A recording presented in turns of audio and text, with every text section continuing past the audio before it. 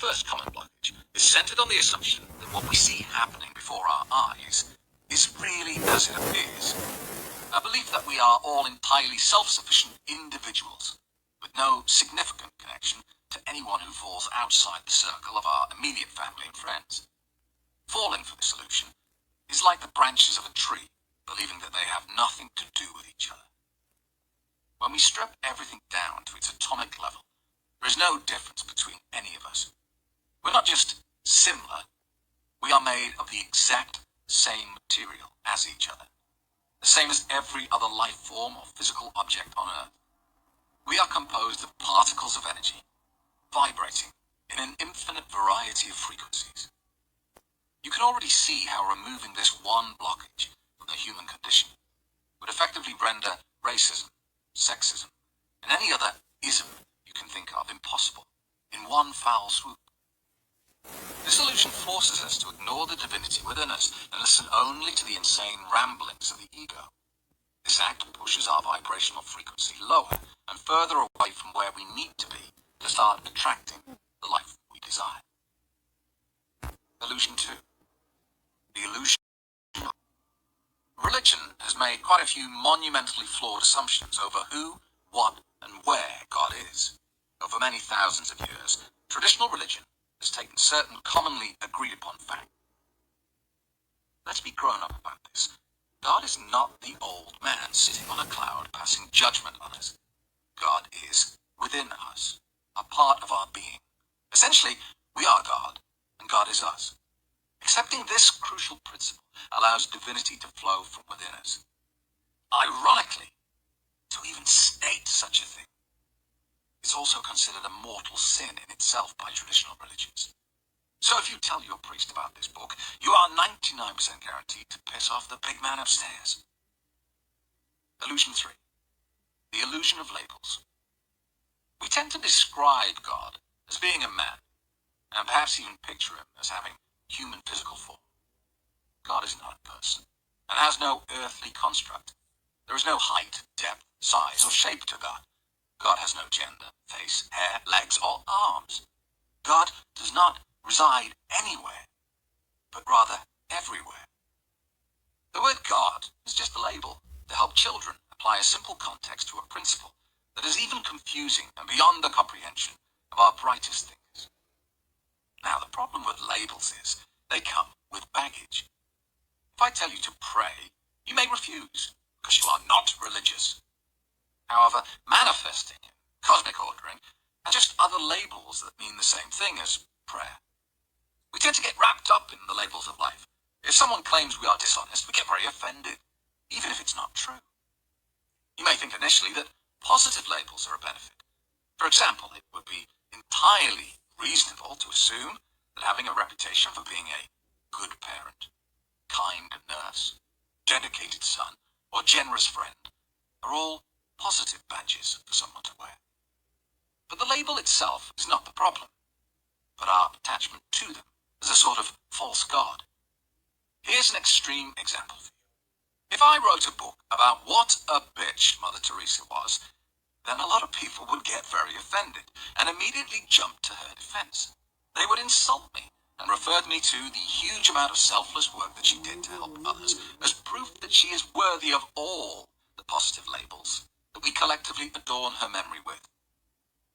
People would attack the insult because they feel attached to and secure in their beliefs about Mother Teresa. Nobody likes to have their beliefs stolen from them, even if they are not beliefs that serve any sort of positive purpose. Millions of people around the world drink to near alcoholic levels because they believe that booze is a harmless social pleasantry. They choose to ignore the fact that alcohol is a registered poison, and in the early 90s was proven beyond reasonable doubt to be a leading cause of cancer. They like their beliefs. They give them permission to drink. And they do not want to be reminded that 3.5 million people die every year as a direct result of drinking alcohol. A lot of them will get very offended if you challenge their drinking or criticize their drug. Oh, and by the way, they also don't like it being called a drug. Before we leap to the defense of Mother Teresa and her treatment with the pen of this terrible, unscrupulous author, we should ask some important questions. Do my insults take anything away from the amazing work she did? Do my claims change who she was as a person? Am I correct in my assertion? If the answer to all those questions is no, then why do we waste so much energy getting angry? Shortly, you will find out just how powerful that energy is, and it will confirm for you once and for all that it should never be wasted on negative pursuits such as this. To remove the blockage caused by this third illusion, try to detach yourself from giving yourself or other people and the events around you a specific label. The law of attraction works by altering your own vibration of energy to match that of the universal field of energy that flows through everything else. You can label this field God, Source, Cosmos, the Universe, or Dave. It doesn't. If I call you a thief, you don't instantly become a thief as a consequence of my action, and this powerful field of energy doesn't change based on what you call it either. 4. The illusion of time. This is a tricky one to accept, but time, as we generally refer to it in day-to-day life, does not really exist. Time implies something linear exists in our world. A bit like watching a movie on one of those old VHS videotapes. When you insert the tape in the machine and you press play, you watch the pre-recorded events unfold before you. The end of the movie already exists on the tape, and so if you choose, you can fast forward the tape to a future point. Equally, if you miss a bit of the action, you can hit rewind, go back in time. Life appears to be similar to the format of a VHS videotape because we can remember the past, and we assume that there will also be a future. However, we cannot rewind life because what happened before this precise moment does not exist anymore. We cannot fast forward life through the bad points because the future does not exist either. If VHF movies were actually like real life, then the tape would be blank when you inserted it into the machine. The machine would create the story appearing on the screen at the very moment you viewed it, and then instantly erased it as soon as the image leaves the screen. At the end of the movie, the videotape would once again be completely blank. The past and the future are virtual creations of our ego and nothing more. Everything is happening now, in this moment, and only in this moment. We have no fast forward and no rewind buttons. When we forget that time is just an illusion, we start trying to control aspects of reality that simply don't exist. We hope for a better future. We dream about reliving the glorious victories of our youth. These wishes will never be fulfilled because they are all located in a time period that will never be. This is not something new to people trying out the law of attraction or cosmic ordering. For thousands of years, people have been praying to God, and all the time placing their requests in a time period that doesn't exist. They asked to win the lottery on Saturday, to be able to pay the bills next month. When I was a child, my parents used to regularly take my brother and I to a country pub in the northeast of England called the A1, named after the famous road it was situated on. Above the bar was a polished brass sign, and it said, "All drinks free, tomorrow." Of course, the comedy being that if you came back tomorrow, the sign would still say the same thing. Tomorrow and yesterday do not exist in this moment, and nobody ever got a free pint of beer in that pub. I appreciate that this illusion is the most complicated to accept because it defies everything that we have seen unfold before us. We start at birth, and we struggle through life as long as we possibly can, until we eventually die. It's hard to deny that this is the reality because we've seen many people be born, live, and then eventually pop their clogs, as the saying goes. Purely from the point of view of using law of attraction, it is much more helpful to see this as nothing more than an illusion. The fact that you were alive yesterday, and you may also be alive tomorrow, has no relevance to what happens to you right here in this moment. The only moment that will ever exist. The unseen reality is, you are more like a creator choosing to manifest your life second by second. Every moment that appears, you create and then destroy instantly. You do this millions of times over a lifetime. If it makes it easier, Try to view your time on Earth as a period in which you experience thousands of different lives. Each day represents a new life, a new opportunity to manifest. Today cannot touch yesterday or tomorrow. It's only valid for 24 hours. Think about this. Tonight you will go to sleep. And while you're dreaming, your central nervous system will destroy, discard, and replace millions of cells in your body. By the time you wake up tomorrow morning, a percentage of who you were today will have gone forever. And a similar percentage of you will be taking their first ever step on planet Earth in the role of you. Fast forward a few months and virtually every part of the you that exists here today, listening to this, will be gone. Replaced by entirely new cells that don't even exist in this moment. Let go of the past. You were not there anyway. Forget about the future, because you, the you that's listening to this recording, will never get there. You will never exist in the future. There will be a completely new version of you created for the future.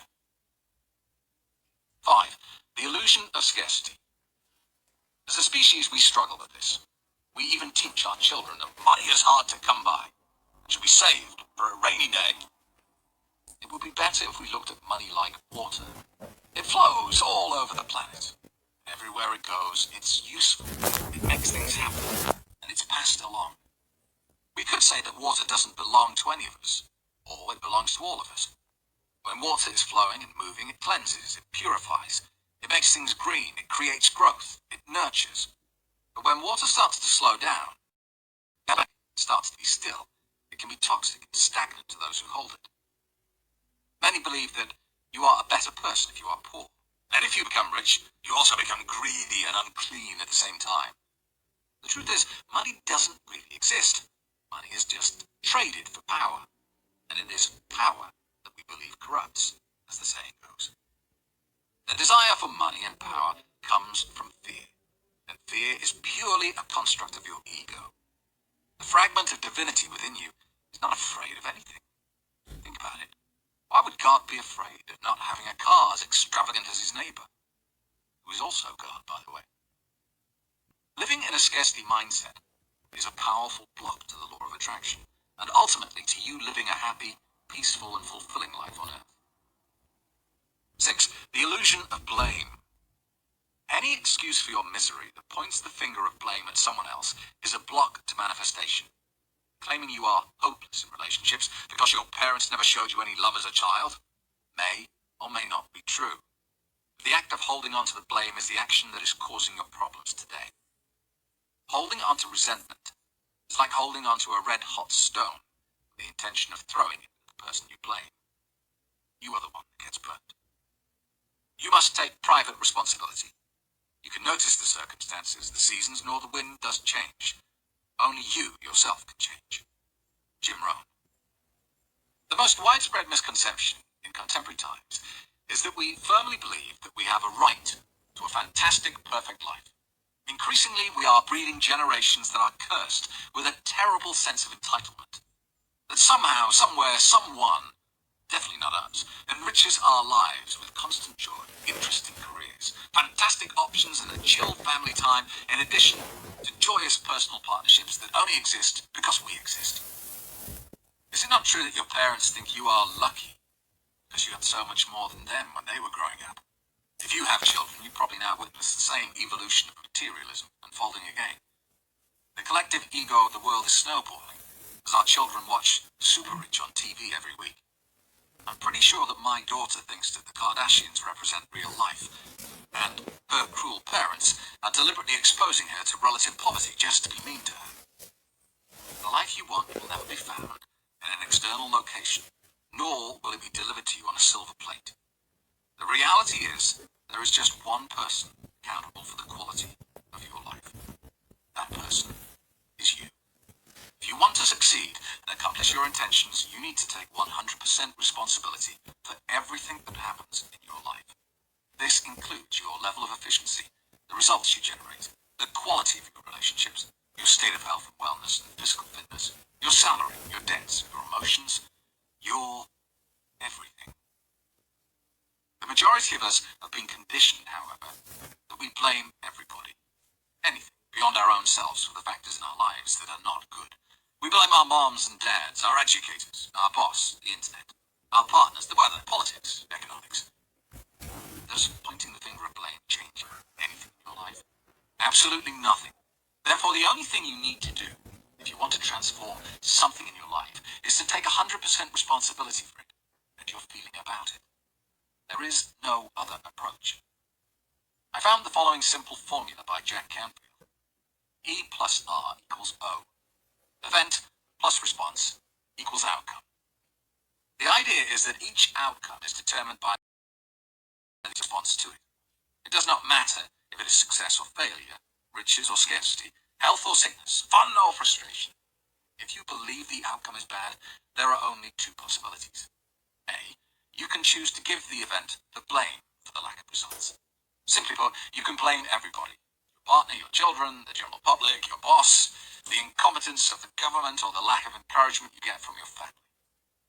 These factors exist, no question. But if this is really the determining factor in whether you succeed or fail, then nobody would be wealthy. Bill Gates would never have established Microsoft. Steve Jobs would never have set the Apple megacorporation rolling down the hill. Do you really think millionaires are just people who grew up with perfect parents and 100% support and encouragement? Gates and Jobs definitely have had the same conditions and become hugely successful nonetheless. You can join them if you take responsibility. Blaming others effectively sets your limitations about what you believe you can achieve. Remember, whether you believe you can or you believe you can't, you are right. Apportioning blame means that you're giving up, or maybe even you are afraid of success. Lots of people leave the so-called limiting factors behind them, so it cannot be the variables that limit you. The reasons on the outside are not the ones keeping you beyond success. It is always you and what you believe about yourself. We defend ourselves even with self-destructive habits like cigarette smoking or alcohol consumption. With inexcusable reasoning, we tell ourselves that we deserve a nice glass, or more often a bottle, of wine at the end of the day because we've worked hard. Treating ourselves to a carcinogenic glass of poison as a reward for hard work is complete insanity. But we have become so good at avoiding the truth, we can no longer see what is in front of our face. 7. The illusion of assumption. If a tree falls in a forest and there is nobody there to observe it, does it make any sound? Until very recently, my answer to this age-old question would have been, of course it does. Don't be silly. Only recently, as I've searched for scientific evidence to back up the theories of the law of attraction, has my position changed on this. Not just changed, but reversed. I'm now more likely to believe unobserved trees fall in silence. The reasons why are extremely important elements behind the theory of manifestation. I will explain in detail shortly. Over the centuries, we have become more and more sophisticated as a species. We used to believe that the Earth was flat because it looked that way. We used to believe that the sun revolved around the Earth, and again, because from our earthly point of view, this seems to be the most logical conclusion.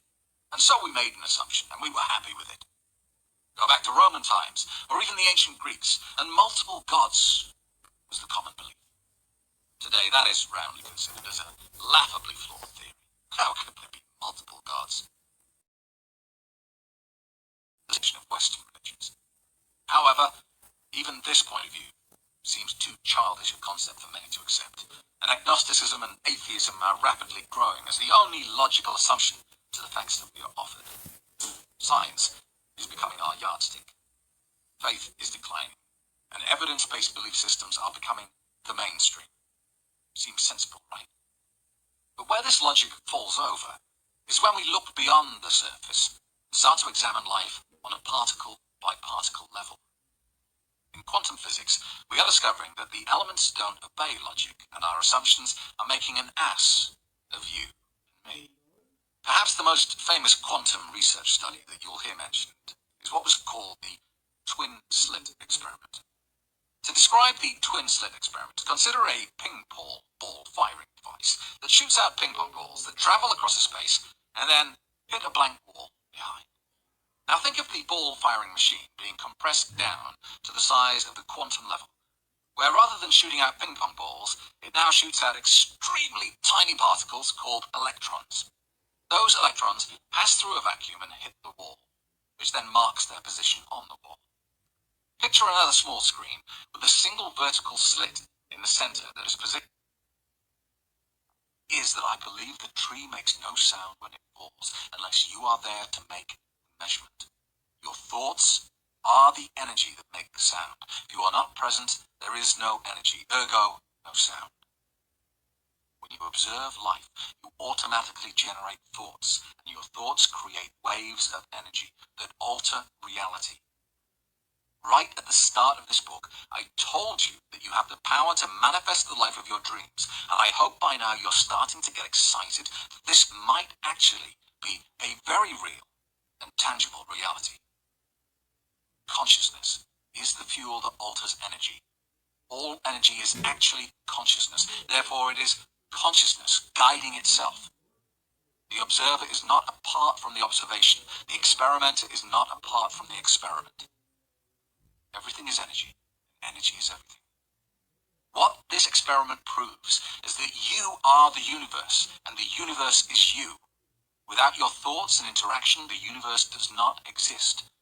Essentially, you have a limited but beautiful choice to make. You can choose to sit back, observe life, and in doing so send out submissive, observational energy waves, and accept what comes back to you. This is what we call living a reactionary life, and it is what the vast majority of human beings do. Or you can decide now to take control of the energy that you are emitting into the universe and start designing the outcome that you receive back. The only choice you can't decide to take is to opt out of this process. Whatever thoughts you create are going to have an impact on your life and the universe as a whole. So why not be in the driving seat, rather than live like most people do, as a mere blindfolded passenger? Next audiobook.